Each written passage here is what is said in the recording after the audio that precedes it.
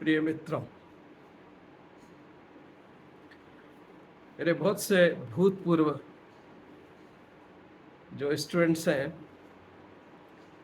जिनमें से काफ़ी अब रिटायर हो चुके हैं मेरी तरह, क्योंकि मैंने पढ़ाना शुरू किया 1972 में। सो मेरे ख्याल में 70-80% मेरे ही अपने स्टूडेंट्स जो हैं वो रिटायर हो चुके हैं। तो उनमें से ही कुछ ने मुझे ये रिक्वेस्ट किया कि मैं एथिक्स के बारे में बताऊं, खास करके जो मेरे पिछले 2 वीडियो थे उनके संदर्भ लेते हुए। तो उन्होंने कहा कि आपकी बात तब तक नहीं बनेगी जब तक आप जनरल आपके जो एथिक्स के बारे में विचार हैं वो जब तक आप नहीं बताएंगे तो लोगों को शायद पूरी बातें आपकी समझ में न आए। इसलिए मैं पहले एथिक्स की बात बताऊं। एथिक्स से पहले मैंने एक सीरीज ऑफ एपिसोड डाल रखी है, लेकिन वो इंग्लिश में है। और इंग्लिश में न तो मैं कोई बहुत ज़्यादा अच्छा हूँ, नहीं सुनने वाले भी अच्छे इतने नहीं जानते। इसमें कोई शर्म की बात नहीं है, ये हमारी भाषा नहीं है, ये मेरी मातृभाषा नहीं है। मैं अपनी मातृभाषा जहाँ गलती करता हूँ तो वहाँ मुझे शर्म आती है, पर ये तो सीखी हुई भाषा है, तो इतना कोई इसमें महत्व देने की आवश्यकता नहीं होती है। उसको आती है तो ठीक है, नहीं आती है तो बहुत अच्छा है। खैर, आज मैं आपसे बात करूँगा एथिक्स इन जनरल। अक्सर मैं बात करता रहा हूँ मेडिकल एथिक्स पे, पर आज हम बात करेंगे एथिक्स इन जनरल। पहले ये समझने की आवश्यकता है कि एथिक्स है क्या। देखिए, कई टर्म्स हैं। एक कानून है जिसको हम लॉ कहते हैं, एक एथिक्स है, एक एटिकेट्स है। इनमें अंतर क्या है? देखिए, कानून वो व्यवस्था है जो स्टेट, जो राज सत्ता तय करती है राइट एंड रॉन्ग सोसाइटी में, और उस पर ऊपर बेस्ड एक कानून बनाती है जिसमें सजा का प्रावधान होता है, जिसमें सिविल मैटर में समझौतों का प्रावधान होता है, पेनल्टीज का प्रावधान होता है। तो वो कहलाता है लॉ और कानून। और ये कानून और लॉ हमेशा डेमोक्रेसी में जो पार्लियामेंट होता है या जो विधानसभाएं होती हैं वो बनाती हैं, या फिर जो लोकल बॉडी रहती हैं, डीसी वगैरह, डिस्ट्रिक्ट कमीशन वगैरह, कुछ कानून कुछ हद तक वो भी कानून बना सकते हैं लोगों के लिए, किसी एक पर्टिकुलर व्यवस्था को मेंटेन करने के लिए। इसमें पनिशमेंट भी होता है, जैसे मैंने कहा, समझौते की शर्तें भी होती हैं, कॉम्पनसेशन भी होता है, पेनल्टीज भी होती हैं। तो वो सब इसमें कानून में आपका आ गया। तो कानून नेचुरली 2 तरह का हो जाता है, सिविल, क्राइम।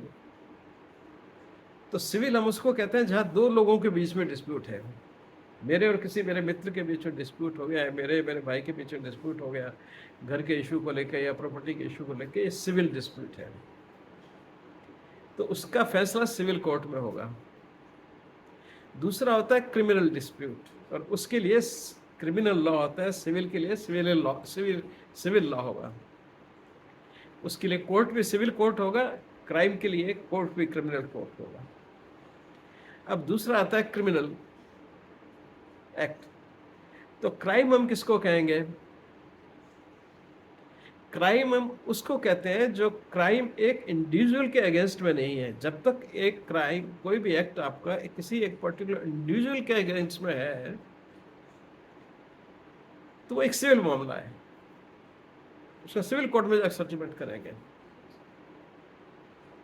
लेकिन अगर उस ऑफेंस के सिविलिटी इतनी ज्यादा है कि सोसाइटी का उसके लिए कंसर्न है, सोसाइटी उससे एंडेंजर में है, उस एक्ट से जो आपने किया, तो हम उसको क्राइम करेंगे। जैसे किसी ने किसी का मर्डर कर दिया, अब ये उस मर्डर जिसका हुआ है या जिसकी फैमिली है, उसके अगेंस्ट में खाली क्राइम नहीं है, खाली वो नहीं लड़ेंगे ना, इसमें उसकी फैमिली के बिहाफ पे स्टेट लड़ेगी, गवर्नमेंट लड़ेगी केस। इसलिए उन केसेस को, क्राइम केसेस को क्या कहता है, स्टेट वर्सेस। वो किसी इंडिविजुअल के अगेंस्ट नहीं है, पूरे समाज पे है। वो क्राइम पूरी पब्लिक के अगेंस्ट में है। तो सिविल सूट मीन्स एक इंडिविजुअल का झगड़ा है किसी भी बात पे, और क्राइम मीन्स जहां वो झगड़ा एक इंडिविजुअल को ही इफेक्ट नहीं कर रहा, पूरे समाज को इफेक्ट कर रहा है। तो जितने भी सीरियस क्राइम है, रेप है, मर्डर है, ये सब क्राइम जो है, ये सब क्राइम कहलाते हैं। और इसमें जो पार्टी होती है वो स्टेट होती है, सारे लोग हैं पार्टी, तो सबको रिप्रेजेंट करने के लिए कौन होती है, स्टेट, राज सत्ता। तो वो राज सत्ता जो है वो उस पर एक्शन लेती है, और राज सत्ता को रिप्रेजेंट कौन करता है, पुलिस। तो उसमें पुलिस या पुलिसिंग एडमिनिस्ट्रेशन जो भी है, वो उस पर एक्शन लेगा उस व्यक्ति के अगेंस्ट में, और उस केस को कोर्ट में जो पेश करेगा वो पब्लिक प्रोसिक्यूटर, इसलिए हम उसको पब्लिक प्रोसिक्यूटर कहते हैं। वो पब्लिक को रिप्रेजेंट कर रहा है, वो हम लोगों को रिप्रेजेंट कर रहा है, तो इसलिए वो पब्लिक प्रोसिक्यूटर है। उसका सारा खर्चा पब्लिक देती है, यानी पब्लिक गवर्नमेंट को टैक्स देती है, गवर्नमेंट उसको पैसा देती है। जितने गवर्नमेंट सर्वेंट्स हैं उनको इसी तरह से मिल रहा है। तो क्रिमिनल ट्रायल्स जो है वो क्रिमिनल कोर्ट में होगी, वहां सजा का फैसला होगा। सिविल कोर्ट में जैसे हमने कहा, सिविल मैटर्स का होगा, अभी ये प्लॉट किसका है, बड़ा भाई कह रहा है मेरा, छोटा भाई कह रहा है मेरा, अपने अपने साक्ष्य प्रस्तुत करेंगे, कोर्ट कहेगा हाँ किसका है। या कोई पेनल्टी का इशू है, कुछ एक्सीडेंट हो गया, वो कंपनसेशन कह रहा है, मेरा हाथ तोड़ गया, 50,000 रुपये दो मेरे को, लाइक दैट। कभी कभी इंश्योरेंस के मामले भी उसमें आते हैं। सब तरह के जो सिविल स्यूट्स हैं वो सिविल कोर्ट में जाते हैं। जो क्रिमिनल मैटर्स हैं वो क्रिमिनल कोर्ट में। क्रिमिनल कोर्ट्स में या क्रिमिनल मैटर्स में कंसर्न इंडिविजुअल को अपनी जेब से कुछ भी खर्चा करने की आवश्यकता नहीं है। यहाँ तक कि विटनेसेस को भी खर्चा जो है वो गवर्नमेंट देती है, पब्लिक प्रोसिक्यूटर को भी देगी, और जो विटनेस आएंगे उनको भी आने जाने का और खाने का खर्चा गवर्नमेंट देगी, पब्लिक देगी, कि तुम आओ एविडेंस दो, क्योंकि वो स्टेट वर्सेज है, वो पब्लिक वर्सेज है। तो बेसिक जो डिफरेंस है वो क्राइम और सिविल कोर्ट में है, क्रिमिनल कोर्ट और सिविल कोर्ट में, या क्रिमिनल लॉ और सिविल लॉ में, ये आपका बेसिक डिफरेंस रहता है। फिर उसके अलावा और बहुत से हैं, जुवेनाइल कोर्ट जैसे हमने लास्ट टाइम बताया था कि वो भी हैं। आपके जो वर्कर्स होते हैं उनके लिए भी वर्कमैन कंपनसेशन एक्ट वगैरह अलग से कोर्ट है। तो और कई तरह की व्यवस्थाएं बनती रहती हैं समाज की आवश्यकता के अनुसार, ठीक है। पर उनमें उस व्यवस्था से संबंधित ही केसेस की ट्रायल होती है। तो ये सेशंस कोर्ट तक जैसे क्रिमिनल केस की ट्रायल होती है, और फिर उसके ऊपर हाई कोर्ट है, वो अपील सुनेंगे। हाई कोर्ट कभी डायरेक्ट केस नहीं लेता, वो अपील केस लेता है। जहां पे सेशन कोर्ट ने फैसला दे दिया, अब उससे आप खुश नहीं हैं तो अपील में जाएंगे, या और किसी ट्रिब्यूनल ने दे दिया। कई ट्रिब्यूनल्स भी होती हैं, जैसे गवर्नमेंट सर्वेंट्स के लिए कोई भी नौकरी संबंधी उनके मसले हैं, उनको सेटल करने की एक ट्रिब्यूनल होती है। अब आप उस ट्रिब्यूनल से अगर खुश नहीं है उस फैसले से, तो आप हाई कोर्ट में जा सकते हैं, सुप्रीम कोर्ट में जा सकते हैं। तो वो फिर आप स्टेप बाय स्टेप दूसरे कोर्ट्स में जाकर के आपको 2-3 अपॉर्चुनिटी मिलती है कि आप ये सिद्ध करें कि नहीं, वो सिविल और क्रिमिनल दोनों मैटर्स में। तो हाई कोर्ट प्राय सिविल और क्रिमिनल सारे केस देखता है। बेंचें अलग अलग बन जाती हैं, वो एक अलग बात है, वो वहाँ पे अपने उनके एडमिनिस्ट्रेशन की बात है। पर कोई भी मैटर हाई कोर्ट में या सुप्रीम कोर्ट में चला जाएगा अगर आप सेटिस्फाइड नहीं है लोअर जुडिशियल सिस्टम से, जहाँ पे आपकी ट्रायल या जहाँ पे डिटेल्ड डिस्कशन होकर एक निष्कर्ष निकाला गया है।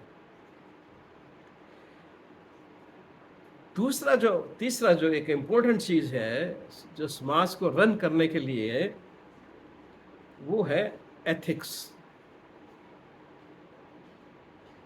वो तो डायरेक्ट कोर्ट में डिसाइड होती है, पर एथिक्स जो है वो हर नागरिक समाज की मर्जी से, समाज के अप्रूवल से उनको फॉलो करने का राइट है। राइट नहीं, कंपल्शन है। वो हर एथिक्स मीन्स मॉरल प्रिंसिपल्स। जो मॉरल प्रिंसिपल्स हैं, जो मॉरलिटी है, उसके आधार पे समाज की कुछ डूज और डोंट्स होती हैं। वो एक प्रोफेशन भी हो सकते हैं, जैसे मेडिकल एथिक्स। तो मेडिकल एथिक्स, मेडिकल प्रोफेशन में भी सर्टेन डूज एंड डोंट्स की उनकी जो कंसर्न बॉडीज हैं, रेगुलेटरी बॉडीज हैं। हर प्रोफेशन की अपनी रेगुलेटरी बॉडी है। मेडिकल प्रोफेशन की मेडिकल काउंसिल ऑफ इंडिया है, या बार लॉयर्स की बार काउंसिल है, डेंटल वालों की डेंटल काउंसिल ऑफ इंडिया है। तो ये सारी काउंसिल जो है वो उन पे एथिक्स उनको बताती हैं। जब वो डॉक्टर बनते हैं या लॉयर बनते हैं या कोई दूसरे प्रोफेशनल बनते हैं, तो बॉडीज रजिस्ट्रेशन के टाइम में उनको सर्व करती हैं एक नोटिस कि आपको ये नहीं करना है, ये ऐसे ऐसे करना है। और अगर वो उसका वायलेशन करते हैं तो वो भी उनको पनिशमेंट दे सकते हैं।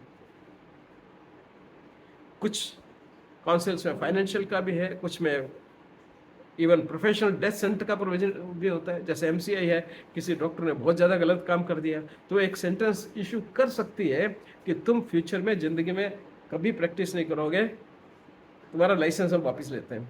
जैसे श्रीराम लागू थे, उन्होंने कुछ ड्रग्स के एक्टर थे, किसी ड्रग्स के एडवर्टाइजमेंट में आ गए। अब डॉक्टर को भी जो ड्रग्स के एडवर्टाइजमेंट नहीं आ सकता, वो आगे उन्होंने उनको कहा, उन्होंने माफ़ी वगैरह नहीं मांगी, तो उनका रजिस्ट्रेशन कैंसिल कर दिया गया कि आप डॉक्टरी की प्रैक्टिस नहीं कर सकेंगे लाइफ लॉन्ग। इसको बोलते हैं प्रोफेशनल डेथ सेंटेंस।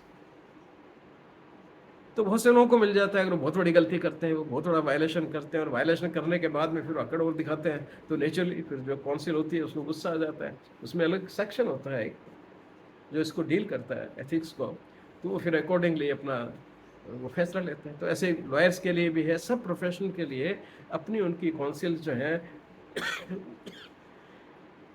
वो एथिकल वायलेशन पे उन पे एक्ट लेती है। फिर चौथा जो इम्पोर्टेंट एस्पेक्ट आता है एटिकेट्स। एटिकेट्स जाने के आप नॉर्मली अपने कुलीग्स के साथ में, फैमिली के साथ में, प्रोफेशनल के साथ में कैसे बिहेवियर करेंगे, ये एटिकेट्स में है। देखिए, एथिक्स में, वायलेशन ऑफ एथिक्स में आपको पनिशमेंट हो सकता है। कानून में बिल्कुल होगा। सिविल रॉन्ग है तो आपको सिविल रॉन्ग के हिसाब से चलना पड़ेगा, क्रिमिनल रॉन्ग है तो क्रिमिनल जो पिनल कोड है उसके हिसाब से चलना पड़ेगा। एथिक्स है तो जो एथिकल कोड है और उसके जो प्रिस्क्राइब्ड पनिशमेंट्स है वो आपको काउंसिल देगी। हाँ, उनके अगेंस्ट में आप कोर्ट में जा सकते हैं, हाई कोर्ट में जा सकते हैं, वो एक अलग बात है, लेकिन वो देने का उनको राइट है और देंगे। एटिकेट्स ऐसी चीज है जो एक्सपेक्ट करती है सोसाइटी, आपकी काउंसिल, गवर्नमेंट, एवरीबॉडी एक्सपेक्ट्स कि आप एक अच्छे नागरिक हैं, और अच्छे नागरिक होने के नाते आपसे एक अच्छे बिहेवियर की एक्सपेक्टेशन है। जैसे मान लीजिए मैं डॉक्टर हूँ, मेरा टीचर कभी भी कोई मेरे सामने आए, ये एटिकेट है हमारा, तो मैं खड़ा होकर उसको नमस्कार करूँगा। अगर मैं उसका मेडिकल एग्जामिनेशन करता हूँ तो मैं उससे फीस नहीं लूँगा। ये एटिकेट्स है। जा रहे हैं, एजेड है, चल नहीं सकते, मैं उनको गेट तक छोड़ने जाऊँगा। ऐसे ही आपके अपने परिवार के सदस्यों के साथ भी करते हैं। तो ये सब एटिकेट्स हैं। अगर आप इन एटिकेट्स को फॉलो नहीं करते हो तो समाज आपको क्रिटिसाइज कर सकता है, सजा नहीं दे सकता। तो क्रिटिसिज्म तो संभव है उसका, आप उसको पॉइंट आउट कर सकते हैं, लेकिन आप कोई उसकी कोई सजा नहीं होती, उसको बोलते हैं एटिकेट्स, है ना। अगर मेडिकल काउंसिल के एथिक्स को आपने नहीं माना तो मेडिकल काउंसिल आपको नोटिस जारी कर देगी, आप पे ट्रायल होगी। पर एटिकेट्स का वायलेशन अगर है तो आपको समझा सकता है कोई आकर के, सीनियर बंदा दूसरा, देखो भी आपको ऐसे नहीं करना चाहिए, लेकिन वो कानूनी रूप से एटिकेट्स के वायलेशन पे कोई सजा का प्रावधान नहीं होता, क्रिटिसिज्म का प्रावधान होता है। इवन आप पब्लिकली कहीं बैठे हैं मीटिंग में, अपने प्रोफेशनल मीटिंग में, तो उसका जिक्र कर सकते हैं उनको कि भाई देखिए आपने ऐसा किया, आपको नहीं करना चाहिए था, ऐसा सलाह। वो भी जब तक वो उसको टॉलरेट करता है, अगर वो उसको नहीं चाहता है तो फिर आप उसको कुछ नहीं कर सकते, ठीक है, लोग जानेंगे कि भाई ये आदमी एटिकेट्स को फॉलो नहीं करता। तो ये तो हुआ प्रिंसिपल थिंग ह्यूमन बिहेवियर को कंट्रोल करने के लिए। अब जब ये मैंने कहा तो भाई उठता है कि सवाल उठता है कि क्यों, इसकी क्या आवश्यकता है? लॉ की, criminal law, civil law, ethics, etiquettes, moral principles, इनकी क्या आवश्यकता है? क्यों आवश्यकता? देखिए, आवश्यकता इसलिए है, पहली बात आपको समझने की है कि हम सब इस धरती के परमानेंट निवासी नहीं हैं। हम अपना परमानेंट एड्रेस जरूर रखते हैं, हर आदमी का पूछा जाता है। अभी मैं एक कोई जवाब दे रहा था, उसमें कॉलम था परमानेंट एड्रेस। तो परमानेंट एड्रेस तो हम बनाते हैं, पर हम परमानेंट नहीं है, कोई नहीं है, हम में से कोई व्यक्ति परमानेंट नहीं है। We all are visitor to this planet for a specified period, जो हर आदमी का अपना डिसाइडेड है, लेकिन उसको पता नहीं है। So we all are visitors.